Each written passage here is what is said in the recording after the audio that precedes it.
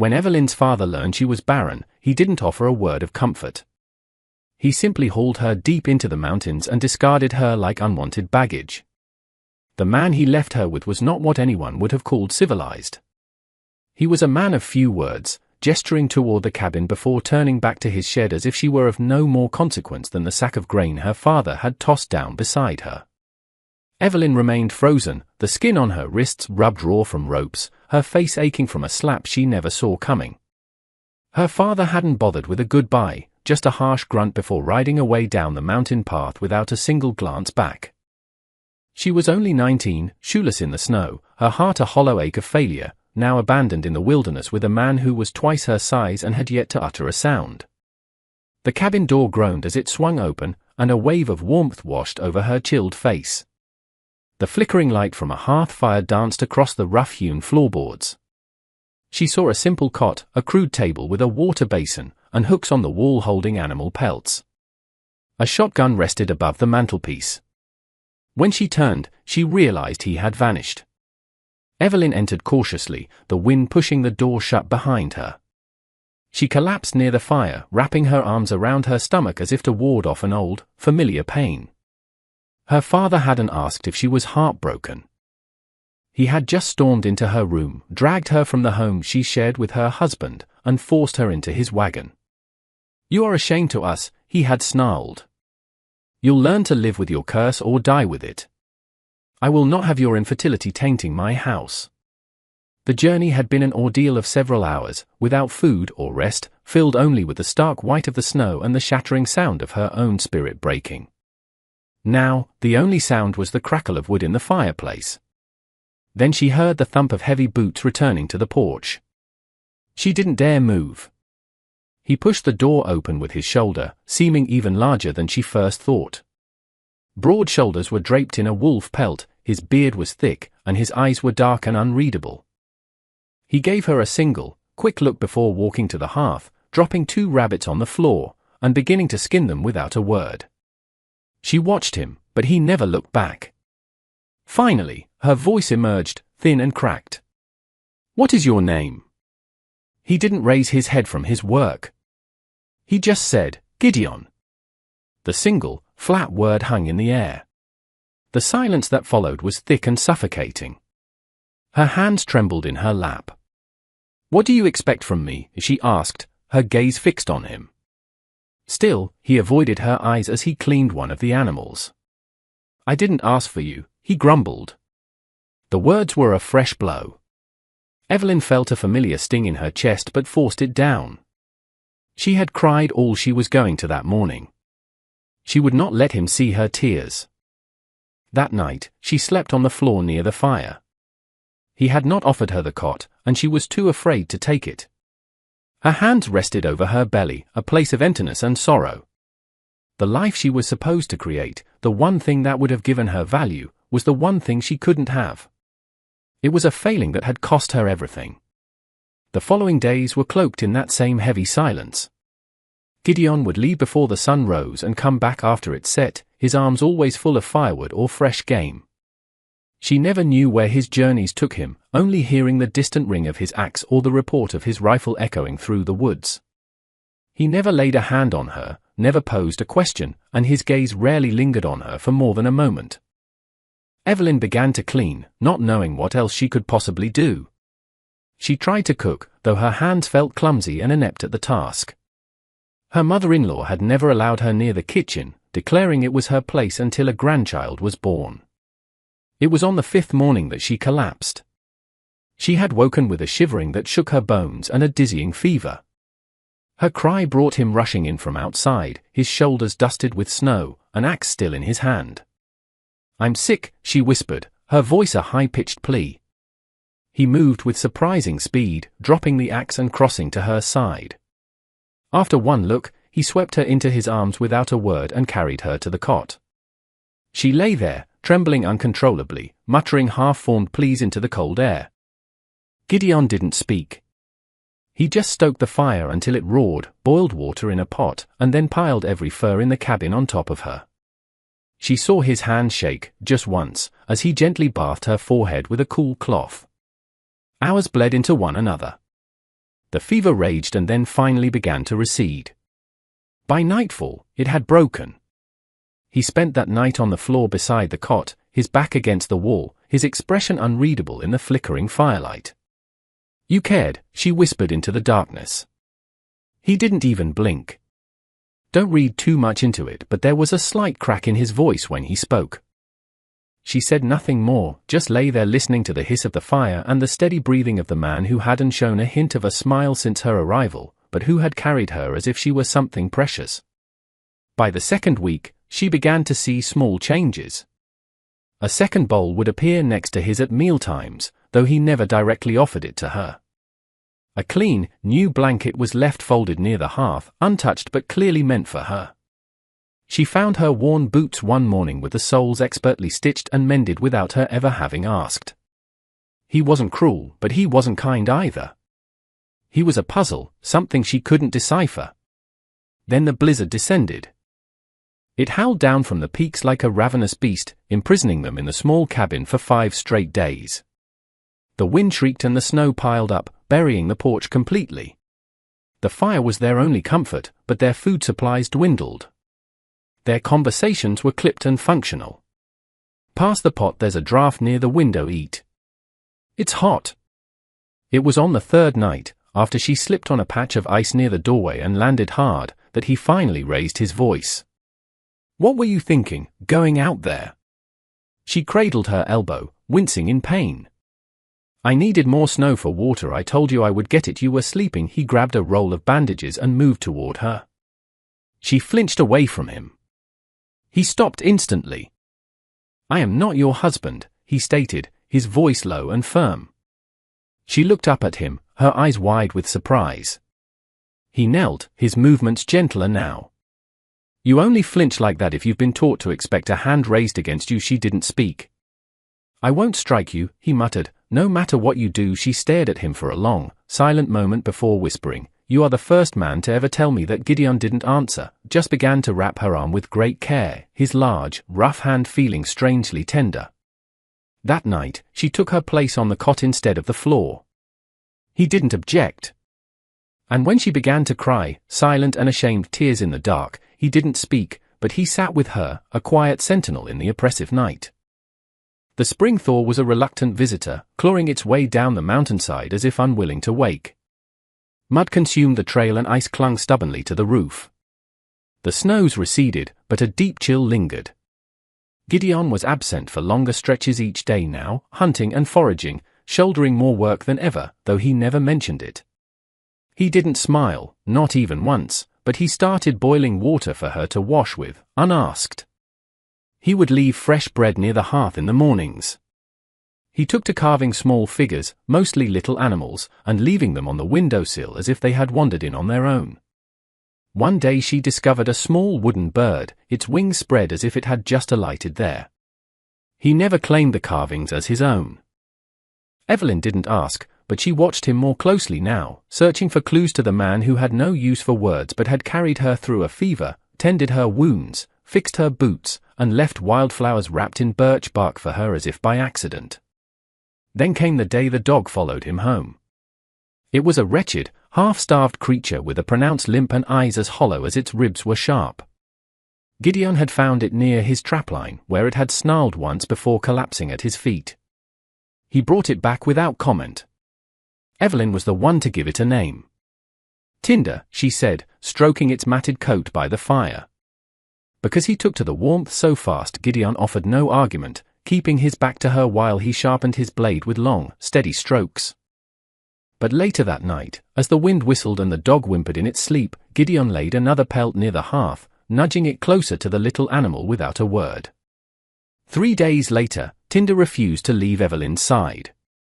"I suppose he's chosen his person," she murmured, scratching the dog's ears as it rested its head in her lap. Gideon didn't reply, but she thought she saw the ghost of a smile at the corner of his mouth.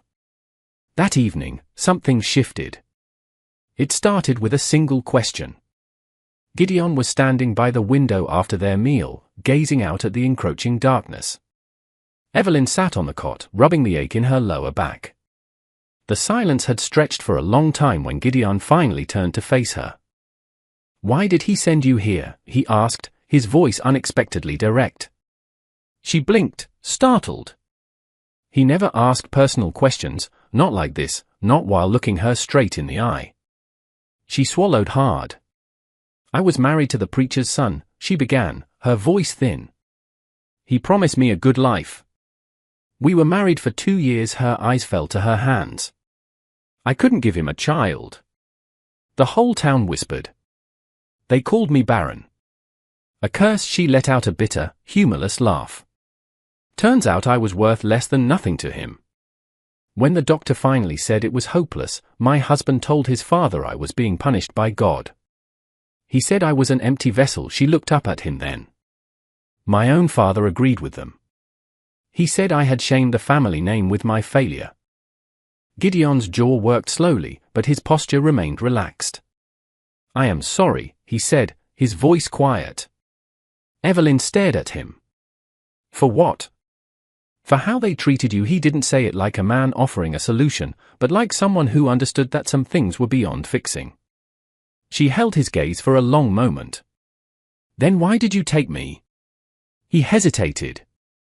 "I owed your father a debt." The words were a sharp sting, and she looked away.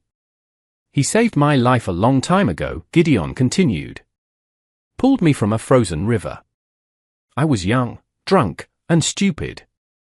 He never let me forget I owed him, so he gave you a failed wife to settle the score," she said, her voice cracking. "A barren one, at that." "I didn't know," Gideon said. "He just told me he had someone who needed a place to stay. He said she was difficult." Evelyn let the word hang in the air, a burning brand. He went on, "I didn't ask any more. I figured it was just another mouth to feed. Then I saw your face when you arrived. The bruises. The way you held yourself, like you were waiting for the next blow. That wasn't difficult. That was discarded." The silence returned, but this time it didn't ache. It settled between them like a shared understanding. That night, she dreamed of frozen rivers and a strong man lifting her from the icy water, not out of obligation, but because he couldn't stand to watch her drown. A few weeks later, a knock echoed from the door. It wasn't loud, just 2 measured, deliberate raps. Gideon was cleaning his knife, and Evelyn was mending a tear in her dress. They both froze. "Who would come all this way?" she whispered. Gideon didn't answer. He rose, crossed the room, and opened the door a crack. A boy stood on the porch, no older than 16, thin and spattered with mud. He clutched a hat in his hands. "Sir," he began, "are you Gideon?" "I am." The boy's voice trembled. "Do you have a woman here?" "Her name is Evelyn." Gideon's hand tensed on the doorframe. "Who's asking?" The boy licked his dry lips. "I'm her brother." Evelyn shot to her feet so quickly the chair nearly tipped over. "What?" The boy, Wade, peered past Gideon, his face lighting up when he saw her. "Evelyn! They told everyone you were dead." Her breath caught in her throat. She stepped out onto the porch, shoeless in the dirt. "I don't understand," she whispered. Wade took a step forward. "Father told the town you'd run away in shame. Said you'd probably thrown yourself in the river. But then Ma got sick. Before she told me the truth. She told me where he'd taken you." Gideon's jaw was a hard line. "Why are you here now?" he asked. The boy swallowed hard. "Because Pa is gone. He fled in the night after the sheriff started asking questions about him and the preacher. Something about money. The town is turning, asking questions. And Ma told me to find you. To bring you home if I could." Evelyn shook her head, stunned. "Home?" She looked from the cabin to Gideon, then back to her brother, and whispered, "I'm already home." Wade slept curled near the hearth that night, too timid to ask for a proper bed but too exhausted to care. Gideon didn't press him, and neither did Evelyn. Her mind was a whirlwind of thoughts, none of them settled. She lay on the cot, feeling the steady rhythm of her own breathing, a second heartbeat in the quiet room. She kept glancing at the boy. He was so gaunt, with dirt under his nails and a patch on his elbow. He had walked for days through melting snow to find her. Yet she couldn't imagine returning. Not to that town, not to that life that had spat her out. It was different here. She had quiet. She had Gideon. And she had no idea what she was to him. Gideon had said almost nothing since the boy arrived. He retreated into his routine of chopping wood and checking traps, but there was a new tension in his shoulders, a guardedness in the way he watched her and Wade. He didn't ask what her plans were, but the unspoken question hung in the air. Could she go back? What if the town hadn't truly changed? What if the Whispers just found a new target? And what about Gideon? The man who once grunted at her now made her tea in the morning. He never smiled with his mouth, but sometimes a light would flicker in his eyes. She didn't want to lose that. She didn't want to lose him. The next morning, Wade sat stiffly at the table as Evelyn prepared oatmeal. "Ma is sick," he said suddenly. Evelyn paused. "What kind of sick?" "Her lungs. The doctor said she won't make it to summer and you came all this way alone." He nodded. "Didn't have a choice. Ma kept saying she had to see you. Had to ask for your forgiveness." Evelyn sat down heavily, her heart pounding. The anger she had harbored for months tried to surface but was smothered by a profound, weary grief. "Why didn't she stop him?" she whispered. "When he threw me out like I was nothing," she tried. "Evelyn, I swear," Wade said, his voice small. But he told her if she ever defied him, he'd cast her out just like he did you. "And Ma, she ain't strong like you are." Evelyn's jaw tightened. "I wasn't strong. I was just lucky, no," Wade insisted. "You got away." Gideon entered then, brushing snow from his coat. He said nothing, just placed a load of kindling by the fire.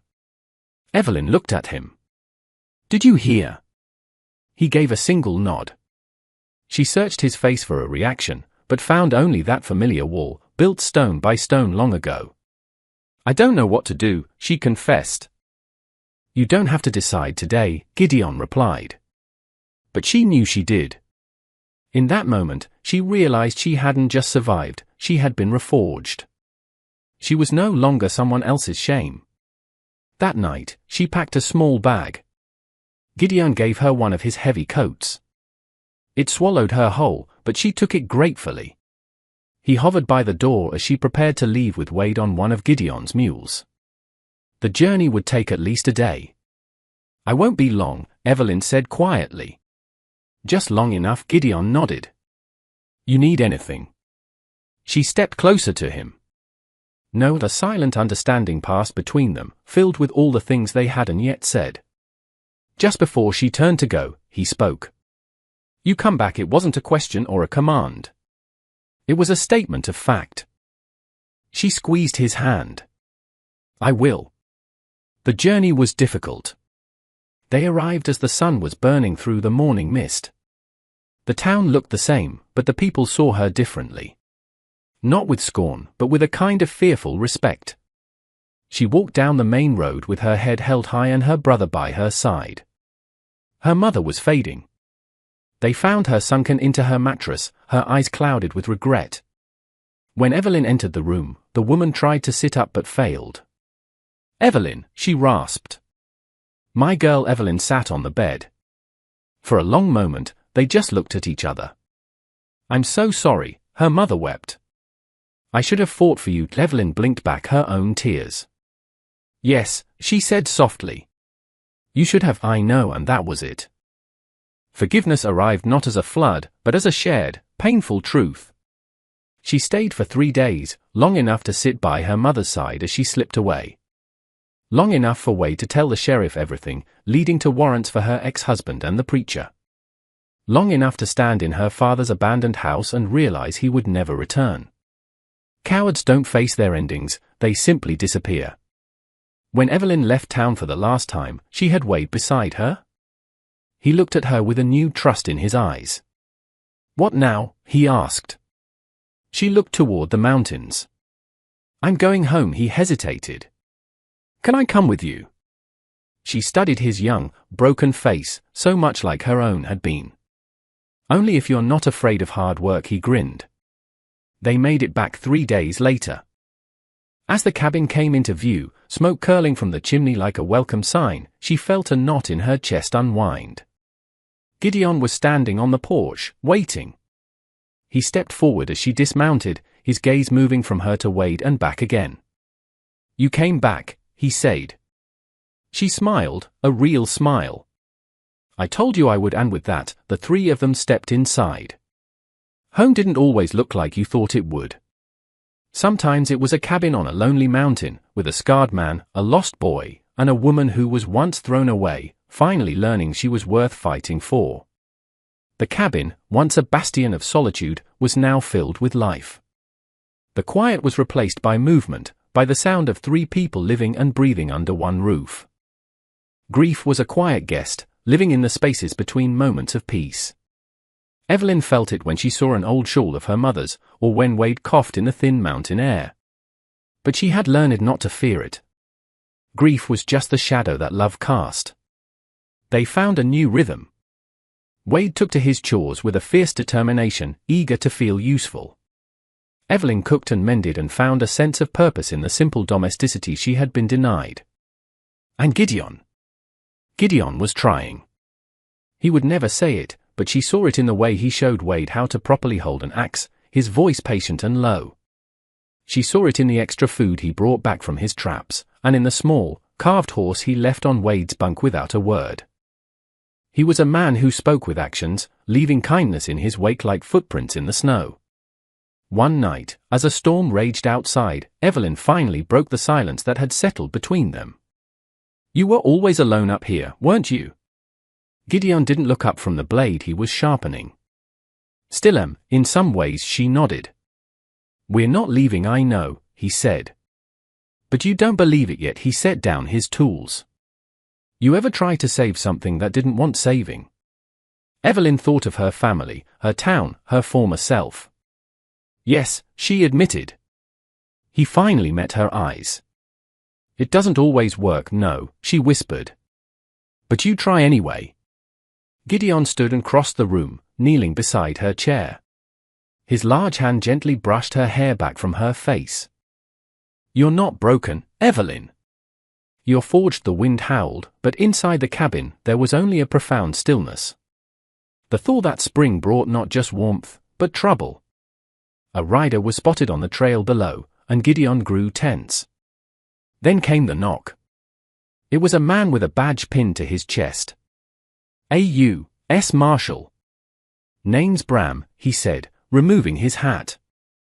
"I'm looking for a woman named Evelyn." Evelyn stepped forward before Gideon could stop her. "Why?" The marshal seemed taken aback. "There's trouble in your old town. Your ex-husband, the preacher's son, he didn't take well to being a wanted man. His father is riling people up. They're saying you're a liar, a witch who cursed him. They blame you for everything." Evelyn's face was a mask of stone. "They've blamed me before." Gideon's hand twitched, the instinct to protect her a living thing inside him. "What do you want?" she asked. Bram looked from her to Gideon. "To warn you. Your brother's testimony has folks listening, but it's made him a target, too. They might come for you all. I figured you should be ready." He tipped his hat and rode away. That night, the air was thick with unspoken fear. "Do you think they'll come?" Evelyn asked. Gideon didn't lie.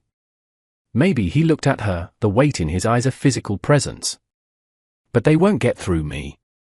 2 nights later, Wade saw them first. 3 figures moving through the trees. Evelyn ushered a frightened Wade into the back room while Gideon grabbed his rifle. "They won't be satisfied with talk," he said. "We could run," she offered. "No," he said, his voice hard as iron. "It's time they learned you're not prey." She stared at him, then nodded once. "Then I'm standing with you." The first shot splintered the wood of the porch. Gideon returned fire, calm and precise. One man broke from cover, and Gideon dropped him with a shot to the leg. Then another figure emerged from the shadows, her ex-husband's father, the preacher. "I only wish to speak," he called out. "You brought guns to a conversation," Gideon growled back. "That woman brought shame to our town," the preacher yelled. She is a barren curse. She's not a curse, Gideon's voice boomed across the clearing. She's a survivor. She made it out because you tried to bury her. The preacher's face contorted with rage. You will regret protecting that filth. But before he could continue, another voice rang out from the trees. Leave them alone. It was Wade. The boy had slipped out the back and now stood on a low branch, his voice clear and steady. She's my sister. You want her, you'll have to come through me, too, the preacher faltered. Just then, a third voice joined the fray. It was Bram, the marshal, mounted on his horse behind the remaining men, his own rifle raised. This is over, Bram declared. One way or another the preacher gave them one last look of pure hatred before melting back into the woods. Later, when the fire burned low and the cabin was quiet again, Evelyn sat beside Gideon, her hand covering his. You stayed, she whispered. I told you I would, and when she looked at him, she knew. He wasn't just the man who had sheltered her. He was the man who would never let her fall. After the standoff, a new kind of quiet settled over the mountain. It wasn't peace, not yet, but it was the absence of fear. Evelyn had survived, and she had not done it alone. Life fell into a new, steadier rhythm. Wade grew taller, his shoulders broadening, the fear in his eyes replaced by a watchful confidence. He and Gideon developed a silent rapport, hunting and working side by side. One day, a letter arrived, carried by the marshal. It was a formal summons. The trial against the preacher, her ex-husband, and her father was set to begin. They needed her testimony. You don't have to go, Gideon said, his voice rough with concern. But Evelyn knew she did. She had spent a lifetime being silenced. It was time for her to speak. The journey back to town was different this time. Gideon rode beside her, a solid, reassuring presence. The courthouse was packed. Other women were there, their faces telling similar stories of being used and discarded. When Evelyn took the stand, she did not weep. Her voice was clear and strong as she recounted how her family and her husband had cast her out, how the preacher had declared her a curse, how she was given to a man on a mountain and left to disappear. And then she told them how she had lived. How she had found a family. How she had found freedom. When she finished, the room was utterly silent. No one defended the accused. The preacher was declared a fugitive, her ex-husband was sentenced, and her father was taken into custody. Evelyn returned to the mountain not broken, but whole. That winter was lighter than the last. They were a family, forged in hardship and bound by loyalty. Wade, now a young man, decided to stay, finding his place in the rugged world that had saved his sister. The years passed like the turning of the seasons, gentle and predictable. The cabin expanded, a new room added for Wade, a wider porch for sitting on long summer evenings. The world below changed, but their world remained constant. Wade eventually went to work with Bram in the town, but he returned every few weeks, his letters filling an old tea tin on the mantel. Gideon's beard turned to silver, and his movements grew slower, but the strength in his hands never faded. He still called her trouble, and she still smiled every time he said it. They never left the mountain. The path that had once been her road to exile was now the path to the only home she had ever truly known. One day, after many peaceful years, Gideon came to her as she sat on the porch. In his gnarled hands, he held a simple ring carved from walnut wood, worn smooth with time. I never thought I'd be the kind of man to ask, he said, his voice thick with emotion. But I can't imagine a world where I don't. He looked at her, his eyes full of a lifetime of unspoken love. The world called you a barren wife. Your father called you a punishment. But I have only ever seen my bride. Evelyn's eyes filled with tears as she slipped the ring onto her finger. It fit perfectly. He had been shaping it for years, just as this mountain and their life together had shaped them. When Gideon passed years later, it was a quiet, peaceful end. They buried him under the spruce tree where he used to carve. Evelyn remained on the mountain, her hair as white as the winter snow, her spirit as strong as the ancient rock beneath her feet. The story of the girl traded for being barren had faded into legend, replaced by the story of the woman who found her voice, her strength, and her home. Sometimes, when the wind whispered through the pines, she would sit on the porch and feel him there beside her. Not as a ghost of what was lost, but as a warm and steady presence. From punishment had come purpose. From fear had come family. From a life of pain, she had built an unbreakable peace. And that peace was hers. She had earned every last piece of it.